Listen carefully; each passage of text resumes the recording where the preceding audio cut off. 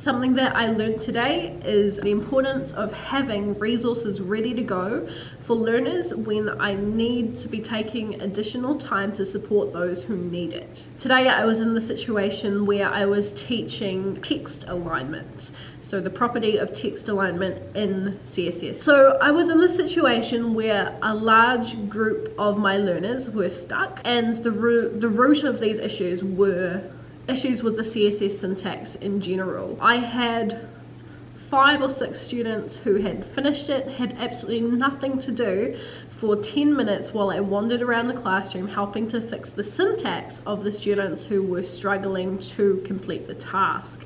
Now that wasn't because the task was difficult, it was because that underlying skills and knowledge about how the syntax should work were not completely there, and so these were problems that had existed with their code in the past, and these are things that I should have picked up on earlier. If I had looked at formative assessment, that would have definitely have made me pick up those issues earlier, because I would have seen them in the formative assessment and made attempts to correct that before we moved on to the next stage. So that's lesson number 1. Formative assessment is really important. The next thing is that because I was focusing on helping those students, I couldn't continue with aligning images because that was a more advanced skill that built on the skill of aligning text. I had to make sure that everybody was able to move on in order to continue teaching it. So I was left in the situation where I had a number of students with nothing to do. I couldn't ask them to align more stuff because I already had asked them to do that. And what I would normally do is get them to practice skills that they've already learned. But today, the only skill that we had learnt at that time was aligning text to the center.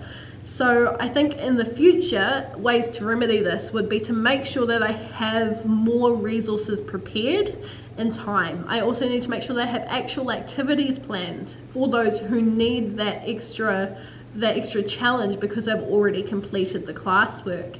I've had this issue come up a couple of times in the past, and I can normally remedy it on the spot by just asking them to do something else with the text. So if I was looking at breaks, I would get them to go and find another song and insert line breaks into that song to make it appear correctly on the page.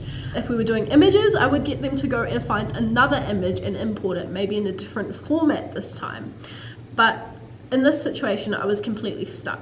And I think having backup resources would really, really benefit both me and my learners, just so that I can make sure that everybody is where they need to be, and so that everybody has kind of that equitable access to the learning in the classroom. I need to make sure that no kid in my class is ever getting bored. There's always something that they can improve on, always something that they can learn, and always something that they can do.